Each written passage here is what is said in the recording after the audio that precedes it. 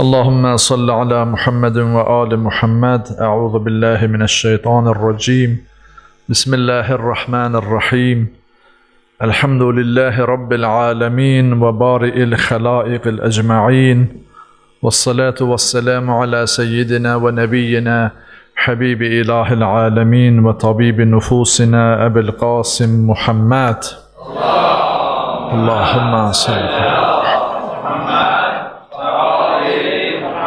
وآله الطيبين الطاهرين المنتجبين المكرمين، واللعن الدائم على أعدائهم أجمعين من الآن إلى قيام يوم الدين. أما بعد، قال الله تعالى في كتابه الكريم: بسم الله الرحمن الرحيم. ورحمتي وسعت كل شيء. صدق الله العلي العظيم. Eyyuhel mu'minun usikum ve nefsi bi teqvallah. Əziz möminlər, sizləri və özümü ilahi təqvaya dəvət edirəm. Allah'a and veririk mübarək Ramazan ayının ehtiramına və bu gözəl cümə gününün ehtiramına. Allah Teala tutulan orucları, qılınan namazları, edilən ibadətləri həqiqi ibadətlər kimi kamil şəkildə hər birimizdən qəbul eləsin. Bugünkü cümə gününün ilk mövzusu, birinci mövzusu Allah mərhəmət edəni sevər mövzusundadır. Günümüzdə, dünyamızda insanların bir-birinə qarşı mərhəmətə böyük ehtiyacı olduğu bir dövrdəyik. Elə bir dövrdə yaşayırıq ki, Allah-u Teala özü buyurduğu kimi öz rəhməti hər bir şeyi əhatə etdiyi halda bəndələrinə də o rəhmətini tövsiyə edir.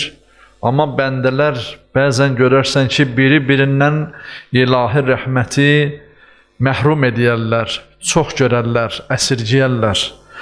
Halbuki Uca Rəbbimiz Qur'an-ı Kərimdə özünün ən uca sifətlərindən, ən gözəl sifətlərindən olan rəhmət sifətini hər kəsdə olmasını tələb edir, istəyir bizlərdən.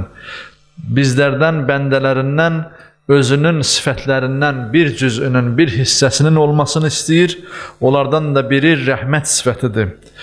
Qur'an-ı Kərimdə 114 surənin 113 surəsinin əvvəli Allah Teala'nın Rəhman və Rəhim sifətləri ilə başlayır. Yəni Bismillahirrahmanirrahim ayəsi ilə başlayır.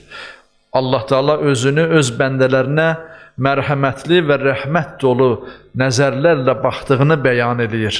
Sadəcə bir surədə, Tövbə surəsində, Bəraət surəsində Bismillah zikr olunmur və bu surəni Bəraət surəsi adlandırmaqda məqsəd odur ki, yəni Allah Teala Allahın düşmənlərindən amanın götürülməsini bəyan edir.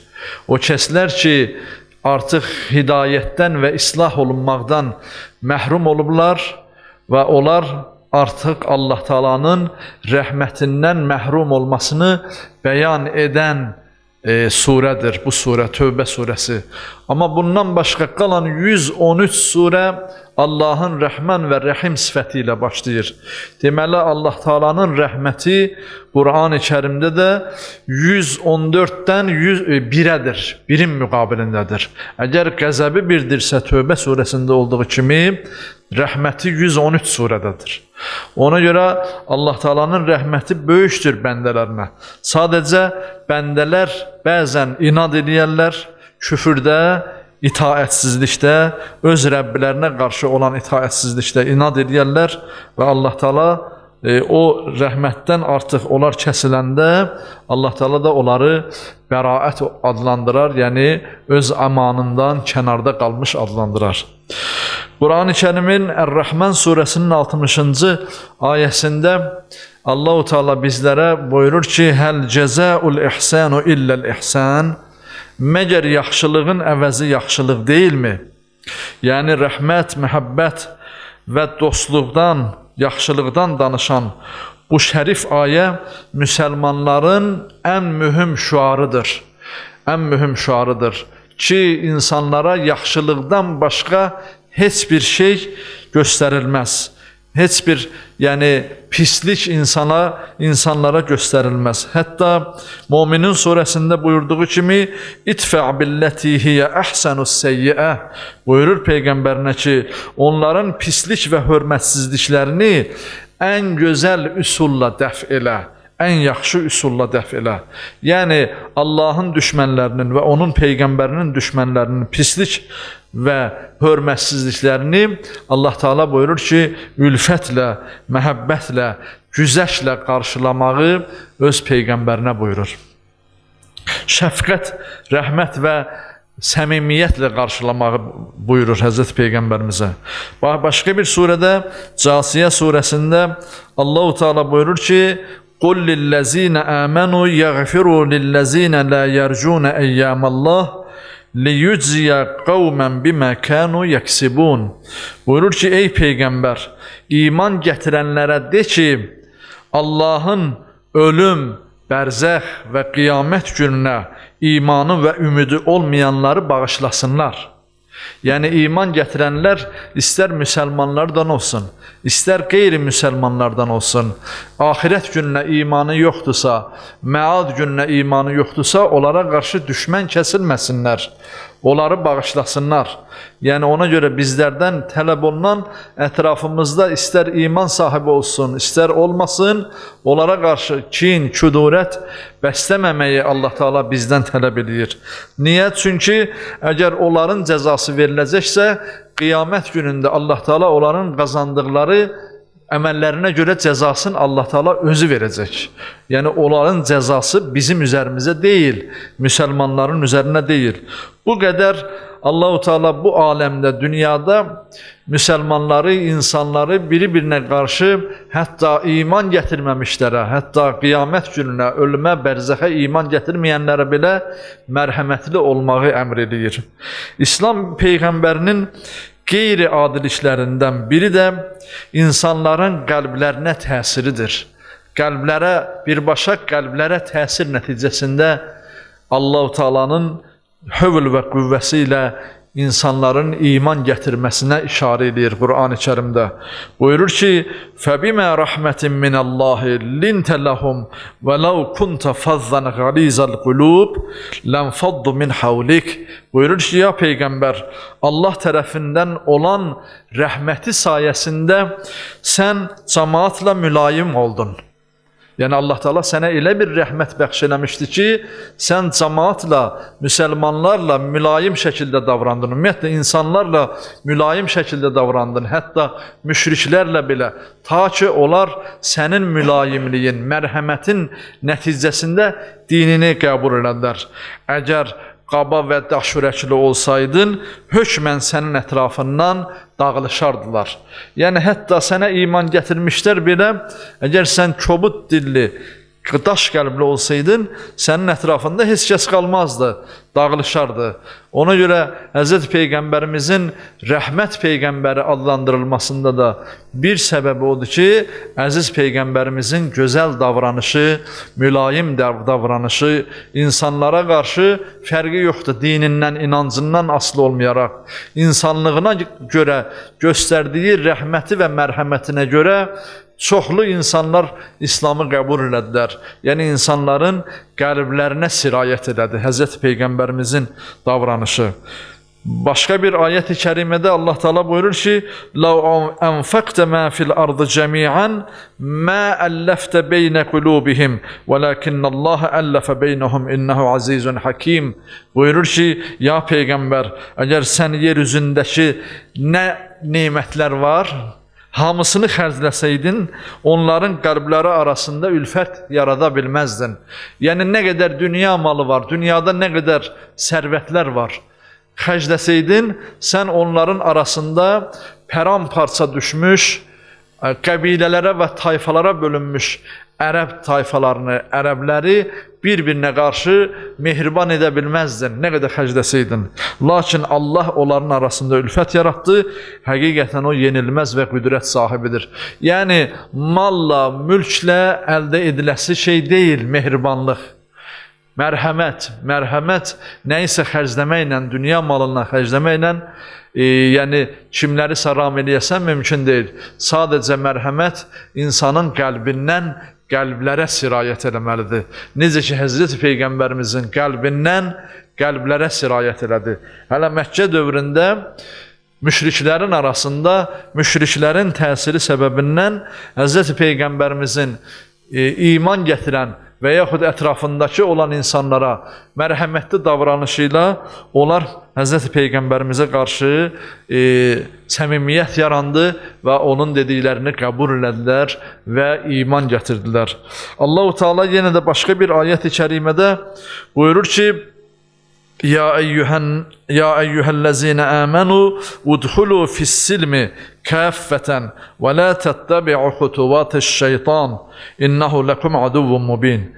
Ey iman gətirənlər, hamılıqla Allaha təslim olun və itaətə daxil olun və şeytanın addımlarına tabi olmayın. Yəni bu ayəyə əsasən təslim olun mənasından biri də odur ki, biri-birinizdə sülh yaradın, biri-birinizdə barışıq yaradın. Yəni İslamın əsas prinsiplərindən biri müsəlmanların biri-birinə qarşı mehriban olmasıdır, biri-birinə qarşı sülh şəraitində olmasıdır, biri-birinə qarşı düşmənçilik, udvan nəzərləri ilə, düşmənçilik fikirləri ilə baxmamasındadır.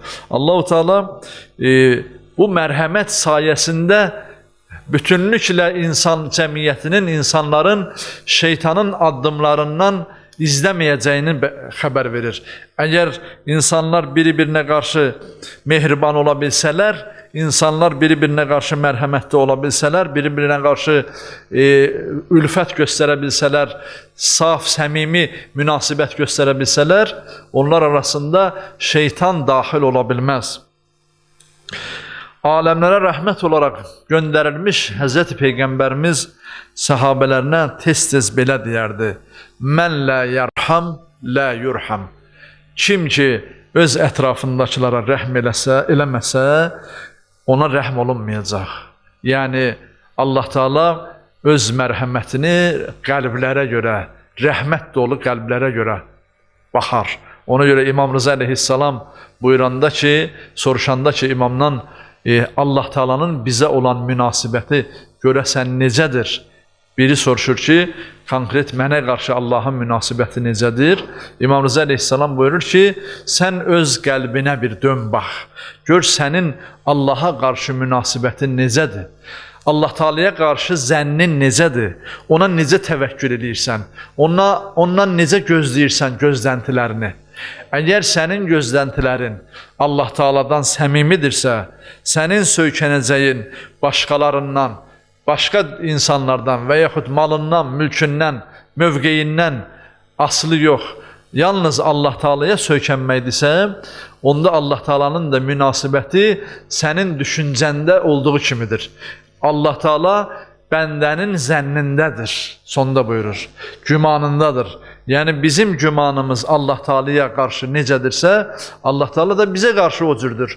Biz nə qədər Allah Teala'nın əmrlərini yerinə yetirməyə qailiksə, qəbul ediriksə, Allah Teala da yəni nə qədər təslim oluruksa, Allah Teala da bir o qədər bizə o qədər mərhəmət nəzərləri ilə baxar və mərhəməti ilə doğru yola hidayət edər. Digər bir hədis-i şərifində əziz Peyğəmbərimiz buyurur ki, Ər-Rahimuna yerhamuhumur Rahman. İrhamu mən fil ardı, yerhamukum mən fis-səma. Buyurur ki, mərhəmət göstərənlərə Rəhman olan Allah Teala da mərhəmət göstərər. Kim başqalarına, ətrafındakılara, təbiət aləminə, fərqi yoxdur, insanlara, insanlığa, bəşəriyyətə, müsəlman olsun, qonşusu olsun, qeyri-müsəlman olsun, fərqi yoxdur. Ətrafdakılarına, hətta təbiətə, heyvanata, bitkilərə, nəbatata nə qədər mərhəmət nəzəri ilə baxsa, düşüncəsi ilə baxsa, yəni mərhəmətli olsa, onlarla mərhəmətli davransa, Allah Teala da bir o qədər onunla mərhəmətli olar. Bayaq imamın buyurduğu kimi, Allah Teala hər kəsin zənnində və zənninə əsaslanan davranışlarındadır bizə qarşı olan münasibəti. Sonra buyurur ki, yerdəkilərə şəfqət və mərhəmət göstərin ki, göydəkiləri də sizə mərhəmət göstərsinlər. Yəni, yerdə ətrafında olan qonşuna, qohumuna, kasıba, fəqirə, miskinə, ehtiyacı olana, möhtac olana mərhəmət göstər ki, səma əhli də, yəni mələkut əhli, mələklərin də mərhəməti sizə şamil olsun, bizə şamil olsun. Yəni, mələklərin də duasını ala bilək. Bizlər deməli, hər bir etdiyimiz əməlin mütləq əksi var, en'ikası var, yəni şəkli var səmada, mələkut aləmində. Hər bir əməlin, rəftarın, davranışın həqiqəti var. Yəni, davranış sadəcə hansısa bir davranışı elədim, keçdi, getdi, elə bir şey yoxdur. Keçib gedən heç bir şey yoxdur. Əvvəla o bizim əməl dəftərimizə yazılar, nə danışsaq belə, nə desək belə, ağzımızdan nə kəlmə çıxsa belə, hətta adi yoldaşımızdan, dostumuzdan oturub bir çay süfrəsi arxasında bir söhbət edərkən nəyi danışırıqsa, hamısı bizim hesabımıza yazılar, əməl dəftərimizə yazılar. Ondan da başqa danışılan sözün, edilən rəftarın, hətta qəlbdən keçən niyyətlərin əksi həqiqəti mələkut aləmindədir. Mələklər tərəfindən izlənilər, o həqiqət aləmində öz əksini tapar. Ona görə onlardan da bizə ya dua, ya da ki, bəddua gələr. Yəni, bizlər kiməsə zülm eləyəndə elə bilməyək ki, o zülm ya keçib getdi, ya da ki, qaldı qiyamətə. Xeyr, onun həm də bir həqiqət aləmindən bizə təsirləri var. Həzrət Peyğəmbərimiz buyurur ki, canım əlində olan Allaha and olsun ki, biri-birinizə mərhəmət etmədikcə cənnətə girə bilməzsiniz.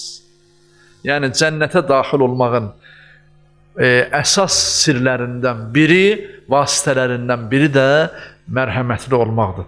Allah Taala'nın ən böyük adlarından biridir, Rahman və Rahim olan Allah. Allah-u Teala özünə rəhm etməyi vacib eləyib.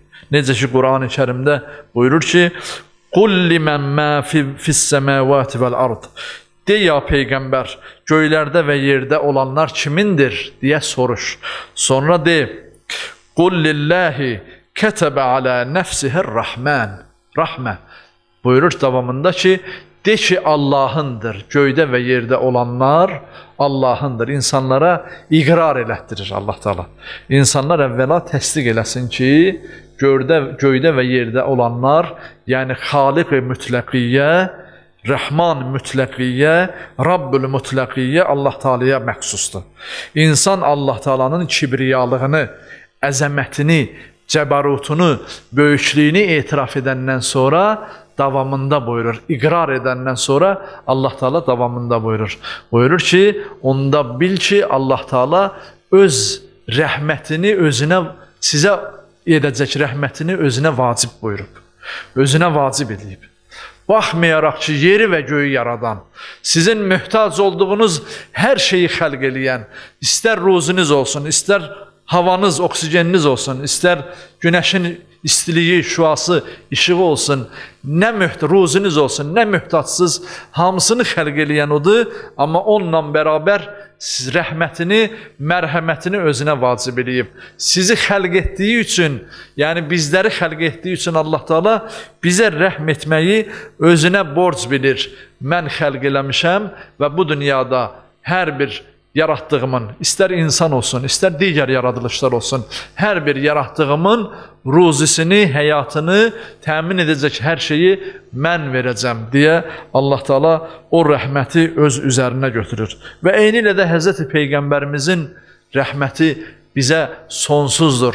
Necə ki, Tövbə surəsinin ayələrindən birində buyurur ki, Bismillahirrahmanirrahim, لَقَدْ جَاءَكُمْ رَسُولٌ مِنْ أَنْفُسِكُمْ عَزِيزٌ عَلَيْهِ مَا عَنِتُّمْ حَرِيصٌ عَلَيْكُمْ بِالْمُؤْمِنِينَ رَؤُوفٌ رَحِيمٌ Sizə özünüzdən bir Peyğəmbər gəldi ki, sizin əziyyətə düşməyiniz ona ağır gəlir. Yəni, o şeylərdə ki, siz inad edirsiniz, o günahlarda ki, o küfürdə ki, o üsyanda ki, siz inad edirsiniz, üzərində dayanırsınız, Allaha təslim olmağa rəğmən, Allah Teala'ya göstərilən hidayət yolunu biləndən sonra da onu tanıyandan sonra da yenə də öz küfrünüzdə, öz üsyanınızda, öz günahlarınızda inad edirsiniz, bu hərəkət Peyğəmbərinizə ağır gəlir. Bax, biləsiniz, bugün bu əsrdə yaşayan hər bir müsəlmanın etdiyi günah bu ayət-i kərimədə Allah Teala bizə bəyan edir. Hər bir üsyan, hər bir günah bizim Peyğəmbərimizə əziyyət verir. Peyğəmbərimiz xəbərdardır. Heç də xəbərsiz deyil bizim davranışlarımızdan. O sizi çox istəyir. Möminlərə şəfqətlidir, mərhəmətlidir. Peyğəmbərimiz sallallahu aleyhi və aleyhi və səlləm möminlərə şəfqətli və mərhəmətli olmasa, dua eləməsə, bizlər heç bir uğur əldə edə bilmərik. Ona görə Allah-u Teala başqa digər ayətdə yenə Tövbə surəsində buyuranda ki, ya Peyğəmbər, sən onlardan sədəqə al, Allah yolunda infaqlarını al və onlara dua elə. Həzrət Peyğəmbərimizin bizlərə duası var. Kimlər ki Allah yolunda, Allaha sədaqət yolunda infaq edərlər, Allah yolunda bəxşiş verərlər, onun möhtac bəndələrinə Peyğəmbərin duası ona şamil olar. Sonra buyurur ki, çünki sənin duan onlar üçün bir rəhmətdir, bir sükunətdir, bir yaxşılıqdır. Onlar üçün, yəni bizim üçün təsəvvür edin, biz günahkar bəndə üçün Xatəmül Ənbiya, Seyyidəl Mürsəlin dua ediyə. Bir hərəkətimizə görə, bir davranışımıza görə dua ediyə. Bir Allahın bəndəsinə göstərdiyimiz mərhəmətə görə Peyğəmbərdən dua alasan, imamdan xeyir dua alasan, verdiyin bir sədəqədən xeyir dua alasan. Bu gör nə qədər əzəmətlidir. Ona görə Allah-u Teala bəyan edir, Peyğəmbəriniz, yəni təkcə həyatdaykən olduğu halda deyil, ümmət üçün qiyamət gününə qədər, öz ümməti üçün, sizin üçün şəfqətlidir, mehribandır. Sizin etdiyiniz günahlar onu incidər və sizin etdiyiniz yaxşılıqlar üçün isə o sizə dua edər, o bizə şəfqətlidir. Sonra buyurur Allah Teala'nın Resulü sallallahu aleyhi və aleyhi və səlləm, mənim nəzərdə tutduğum mərhəmət sizin başa düşdüyünüz, yəni bir-birinizə qarşı olan mərhəmət deyil təkcə, əksinə bütün məxluqlara şamil olan mərhəmətdir. Yəni təkcə insanlar arasında mərhəmət deyil, hətta heyvanata qarşı mərhəmətli olacaq, hətta bitkilərə qarşı, yəni lüzumsuz, lazımsız yerə bir canlını, bir bitkini öldürək, bir heyvanı öldürək, incidək və s. Yəni, insan övladının Allah qarşısında itayətkar olması üçün qəlbinin tərbiyəsinə, qəlbinin incəlməsinə ehtiyac var. Qəlbi gərək, necə deyərlər, nəcibləşə. Möminin qəlbi, müsəlmanın qəlbi Allah Teala'nın qarşısında onun göstərdiyi bu tərbiyəvi yollarla qəlb incələ və Allah Teala o salim qəlbi özü ilə görüşə çağırar. Bu mübarək Ramazan ayında bir-birimizə qarşı olan və yaxud təbiətə, aləmə, hətta aləmə, nəinki bir-birimizə qarşı, hətta qeyri-müsəlmana, təbii ki, müsəlmançılıq hüququ ən öndə gələn hüquqdur. Bir-birimizə qarşı olan mərhəməti Allah Teala bizdən bu şəkildə gözləyir. Allah bizi inşallah bir-birimizə raufu, mehriban qərar versin. Allah Teala yer üzərində tezliklə sülhü, əmin-amanlığı bərqərar eləsin. Allah Teala ölkəmizi, vətənimizi hifz eləsin. Şəhidlərimizin ruhunu şad eləsin, məqamını ali uca eləsin. Kərbəla şəhidlərinə ilhaq eləsin. Allah Teala gələn günlərimizi keçən günlərimizdən daha xeyirli qərar versin. Zəmanə imamımızın nəzərlərini üzərimizdə eləsin. Zuhurun təcil eləsin. Dualarımızı mübarək ayda, mübarək günlərdə müstəcab eləsin. O niyyətə Peyğəmbər, Ali Peyğəmbərə salavat zikr edək. Allahümme salli ala Muhammed və Ali Muhammed. Bismillahirrahmanirrahim. Qul huvallahu ehad, Allahus samad, lem yelid və lem yulad və lem yekul lahu kufuven ehad. Sadaqallahul aliyyul azim. Ali Muhammed. Allahümme salli ala Muhammed və Ali Muhammed. Bismillahirrahmanirrahim. Elhamdülillahi Rabbil alemin. Ve bari'il halaiqil ecma'in. Ve salatu ve selamu ala seyyidina ve nebiyyina habibi ilahil alemin. Ve tabibi nufusina Ebil Qasim Muhammed. Allahümme salli ala Muhammed ve ali Muhammed.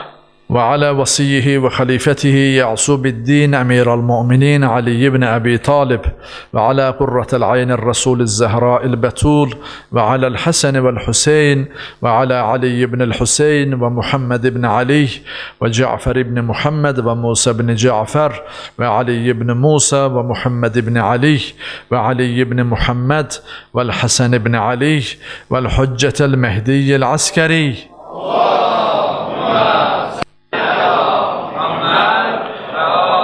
عجل الله تعالى فرجه الشريف أرواح العالمين لتراب مقدمه الفداء اللهم افتح علينا أبواب رحمتك ويسر علينا خزائن فضلك وكرمك يا أكرم الأكرمين يا أرحم الراحمين رب اشرح لي صدري ويسر لي أمري واحلل عقدة من لساني يفقه قولي صدق الله العلي العظيم. Eyyuhel mu'minun usikum ve nefsi bi tekvallah. Aziz müminler, sizleri ve özümü ilahi tekvaya dəvət edirəm. Allah Teala bizləri inşallah tekva əhlindən qərar versin. Artıq Ramazan ayının son həftəsinə daxil oluruq. Allah Teala bizə bu Ramazan ayını son Ramazan ayı qərar verməsin. Çox mübarək bir ayın içərisindəyik. Çox əzəmətli bir ayın qonağıyıq. Düzdür, biz bəzən hədislərdə buyurulur ki, Ramazan ayı sizə tərəf gəlir. Yəni bizim qonağımız olur. Əslində biz bu ayın qonağıyıq. Çünki bizlər gəldi gedərik. Bugün varıq, sabah olmayacağıq. Amma Allahın bu mübarək ayı qiyamət gününə qədər nə qədər zaman dəyəri varsa qiyamət gününə qədər davam edəcək. Biz bu mübarək ayın qonağıyıq.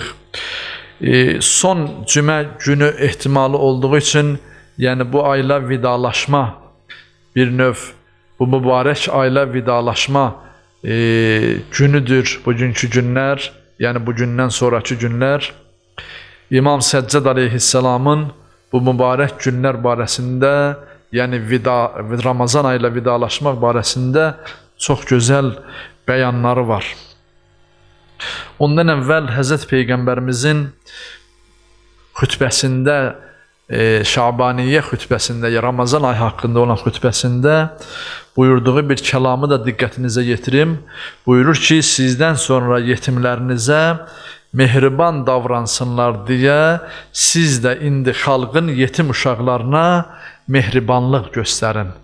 Yəni bizlər ki, dünyamızı dəyişəcəyik, ər və ya gec, yəni ya tez ya gec, fərqi yoxdur. Hansı yaşda oluruqsa olaq, dünyamızı dəyişəndə özümüzdən sonra qalan övladlar yetim qalacaqlar. Fərqi yoxdur, yaşı neçə də olsa.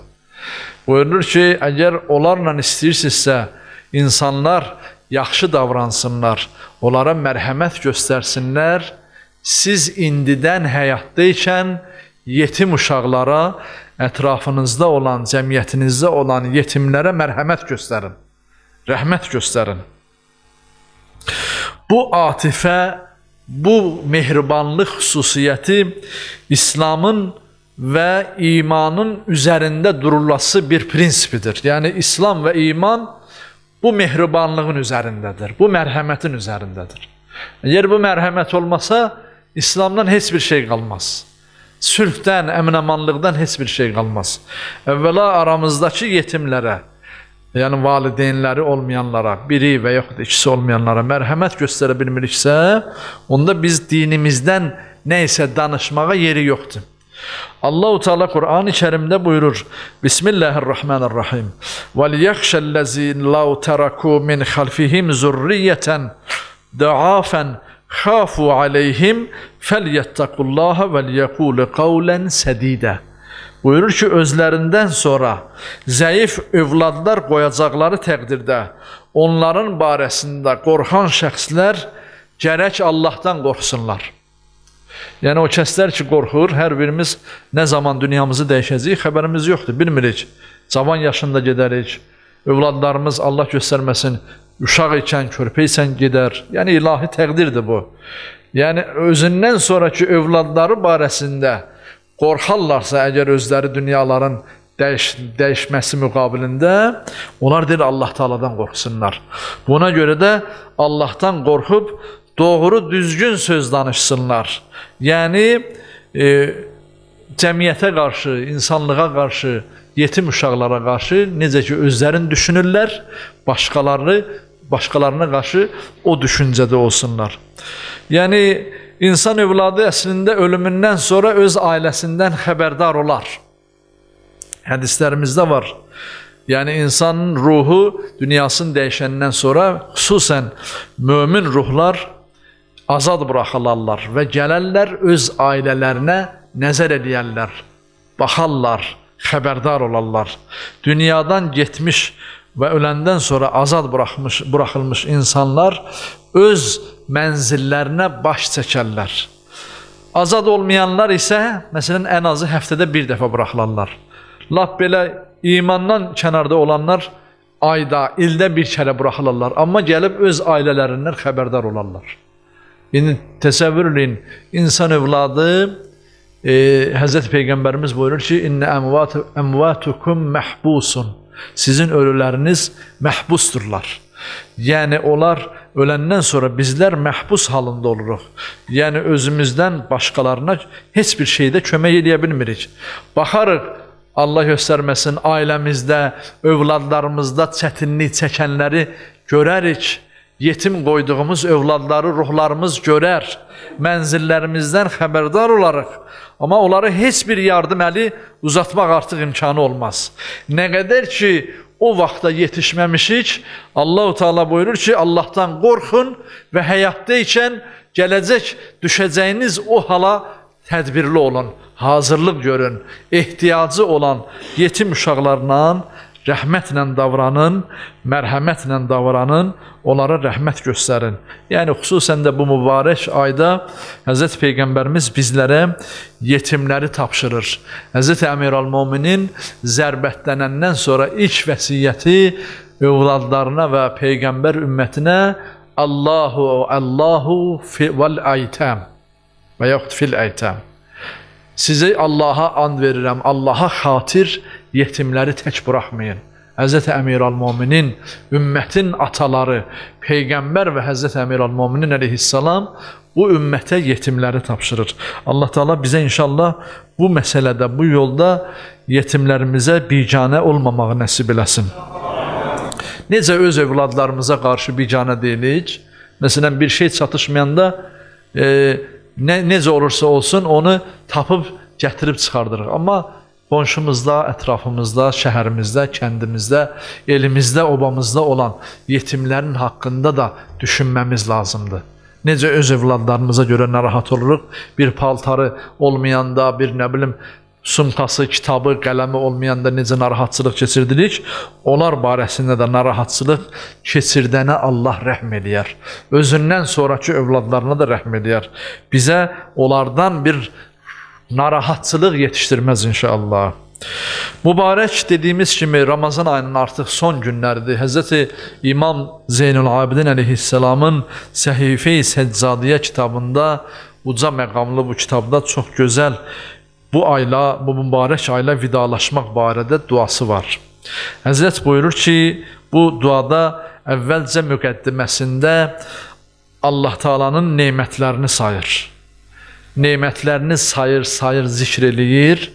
Çünki Allah Teala buyurur ki, məsələn Peyğəmbərinə, öz hüccətinə buyurur ki, məsələn Həzrəti Musa əleyhissalama buyurur ki, Ya Musa, uzkur ni'mətiyəlləti ən'amtu aleyk. Ya Musa, sənə verdiyim nemətləri zikr elə, yada sal. De, öz-özvə yada sal. De ki, neymətin fərqində olasan. Biləsən ki, mənə Allah Teala bu neyməti verib.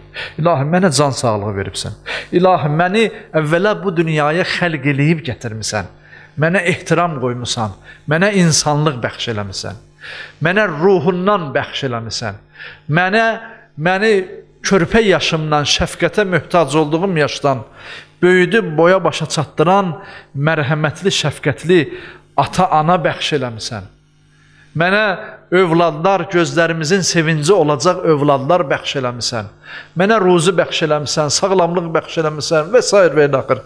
Əmin-amanlıq bəxş eləmisən. O qədər maddi və mənəvi nemətlər Allah Teala bizə bəxş edib və bunları zikr eləməkdə insanın nemətlərin Allah Teala yada salmasını istəyir. İnsan neməti yada salmasa, nemətin sahibini etiraf eləyə bilməyəcək, qəbul eləyə bilməyəcək. Gərək birinci neməti tanıya, sonra neməti verənə qarşı məsuliyyət hiss eləyə, onun sahibini tanıya. Yoxsa neməti gözünün qabağında görür, amma görməmiş kimidir. Belə bir ki, görmür. Hər şey, nemətlər sıralanıb gözünün önündə, amma o nemətlərə əhəmiyyət vermir. Sanki o elə öz-özündən gəlib düşməliydi, hazır olmalıydı. Amma bu neməti verənin bir sahibi var. Ona görə əymə ətar, Hz. İmam Hüseyin əleyhissalam, məsələn, Ərəfə duasında, Hz. Əmir Al-Mumin əleyhissalam, İmam Zeynalabdin əleyhissalam duaya başlayanda birinci nemətləri sayar, Allah Teala'nın nemətlərini sayır, zikr eləyir və onun sahibini, onu xəlq edəni, onu yaradanı, o neməti verəni zikr eləyir ki, ona şükrünü əda eləyə bilsin, nemətin sahibinə şükrünü əda eləyə bilsin.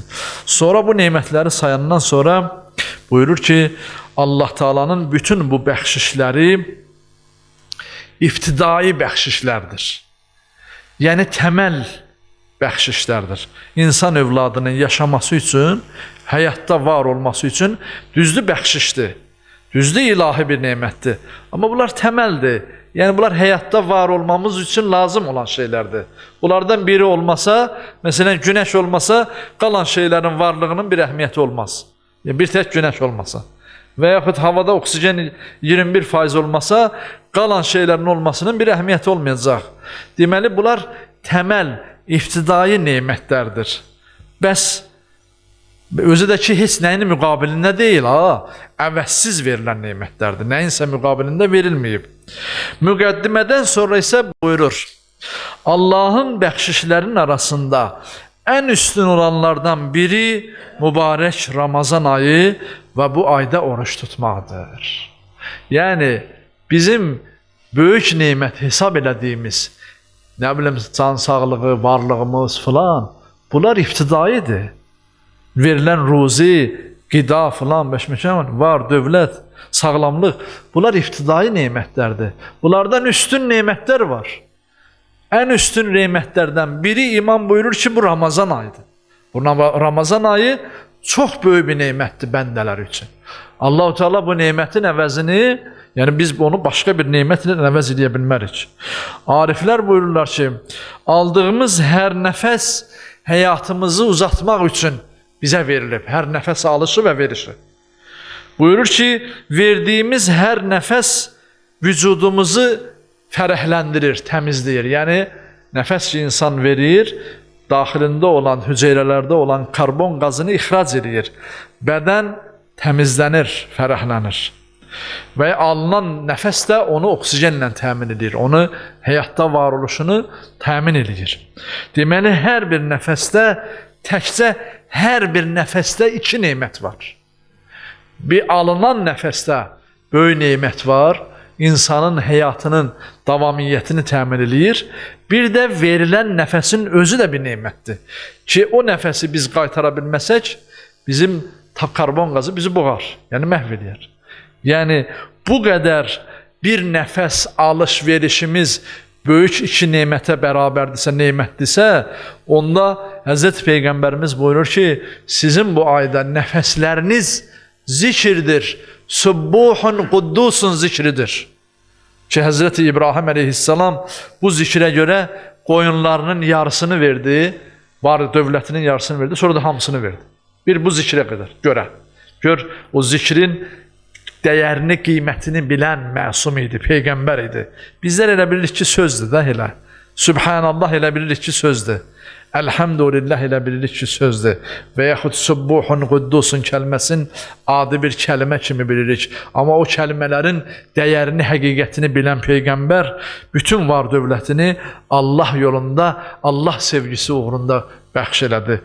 Yəni Allah ziyafətinin ardından Allaha qovuşmaq gəlir bu aydan sonra.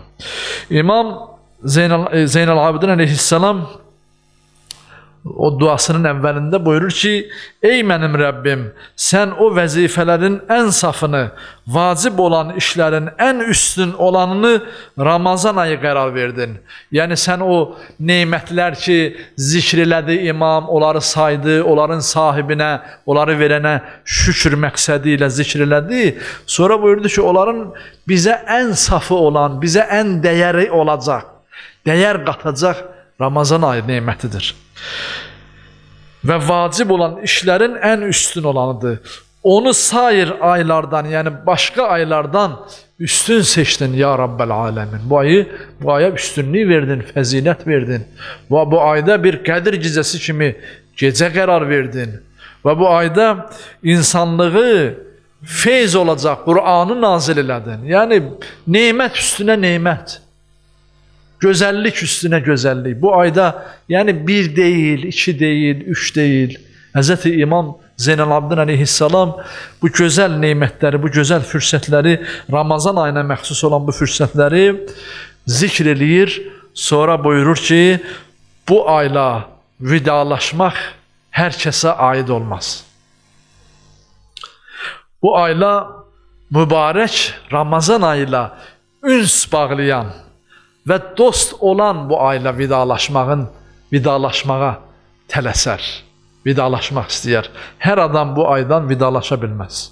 Yəni hər adam onun dəyərini bilib, hər adam hər dostun dəyərini bilib, onunla bir daha görüşməyə biləcək niyyəti ilə vidalaşmaz. O dostun dəyərini bilsə, qiymətini bilən adam onunla vidalaşmaq istəyəcək. Deyəcək, birdən gələn il mən bu mübarək aya yetişə bilmədim. Birdən Allah göstərməsin, gələn il Ramazan ayını idrak edə bilmədim. Və imam buyurur ki, Ramazan ayı bizim aramızda idi. Həmd və səna ayı idi. Özü ilə rəhmət gətirmişdi. Bu ay bizim çox yaxşı dostumuz idi. Biz onunla birlikdə olduğumuz zaman çoxlu fəzilət və neymətlərə çatdıq. O elə bir dostdur ki, rəhmət, məğfirət və bərəkət gətirmişdi.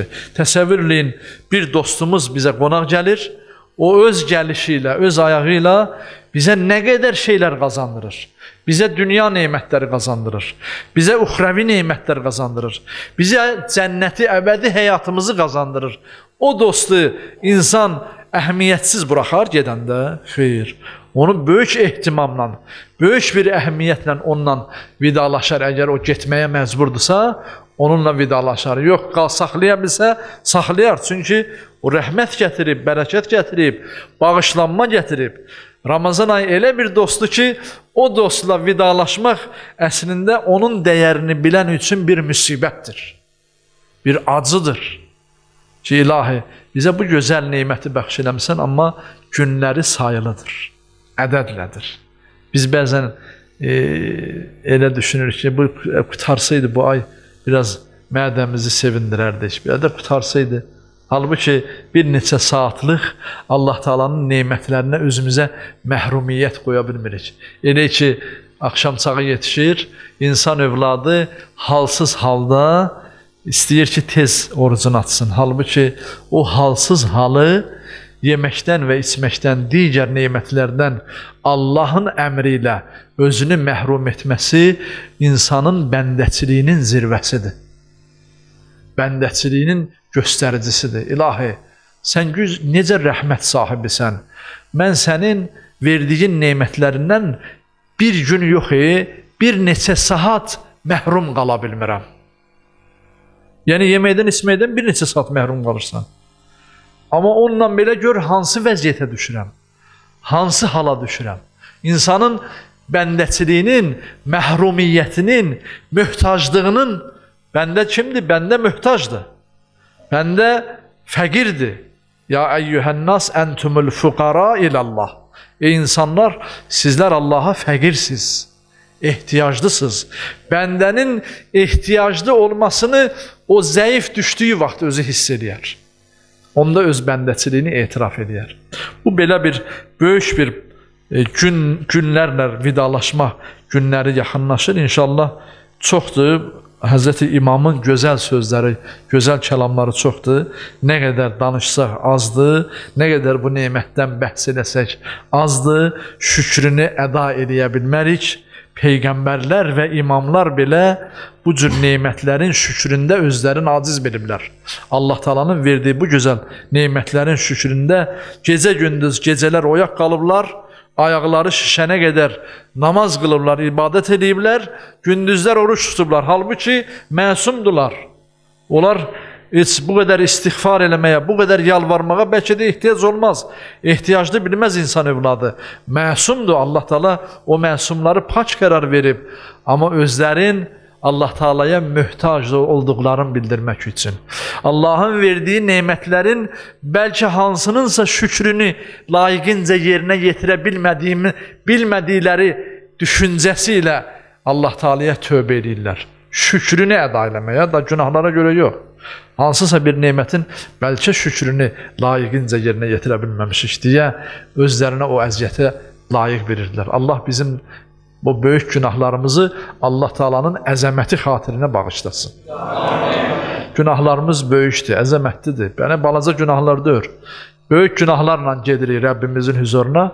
Amma bu ayın ehtiramına, bu günlərin ehtiramına uca Rəbbimizdən möhtac olaraq İnnənə muhtacun ilə rəhmətih. Biz hər birimiz Rəbbimizin rəhmətinə möhtacıq. Onun rəhməti sayəsində möhtaclığımızı bildirib günahlarımızın əffini, bağışlanmasını uca Rəbbimizin niyaz edərək dualarımızın qəbulluğuna, ibadət itaətlərimizin həqiqi ibadət itaətləri olmasından ötürü Peyğəmbərə salavat zikr edək. Allahümme salli ala Muhammedin ve ali Muhammed. Bismillahirrahmanirrahim. İnna a'taynâkel kevser. Fesalli li rabbike venhar inne şâni'eke huvel ebter. Sadakallahul aliyyul azim.